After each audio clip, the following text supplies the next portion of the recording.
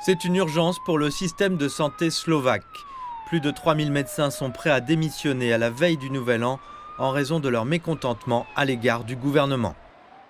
Nous aimerions que l'État verse plus d'argent aux hôpitaux. Ainsi, les hôpitaux pourraient fournir de meilleurs soins de santé. Les médecins accusent le gouvernement de ne pas tenir ses promesses.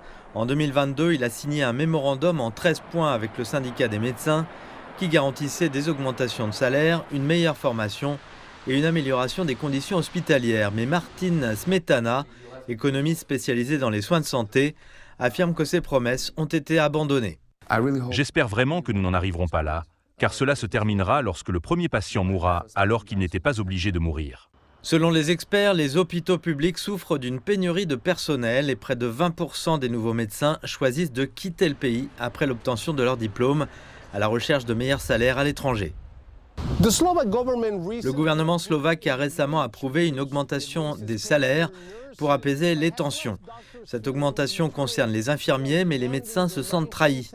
Ils réclament l'augmentation de 9,7% promise pour 2022 au lieu des 6,4% actuellement sur la table. Le gouvernement slovaque affirme qu'il est nécessaire de réduire les coûts pour répondre aux exigences du budget de l'UE. Mais les médecins affirment que le problème ne se limite pas au salaire.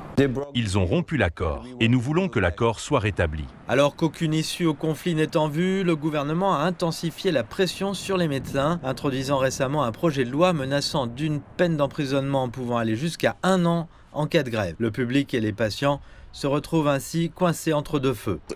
Je soutiens les médecins parce que les soins de santé en Slovaquie sont en mauvais état. Nous avons peu de lits, de vieux équipements et de longs délais d'attente. Je comprends leur mécontentement, ils ont des raisons valables, mais j'espère que les deux parties trouveront une solution. Les négociations entre le gouvernement et le syndicat des médecins sont au point mort. Mais si les démissions se concrétisent, plus de la moitié des 6000 médecins actuellement employés dans les hôpitaux slovaques se retrouveront au chômage. Pour l'heure, les patients et les hôpitaux se préparent à l'incertitude, tandis que les travailleurs de la santé réclament un véritable changement.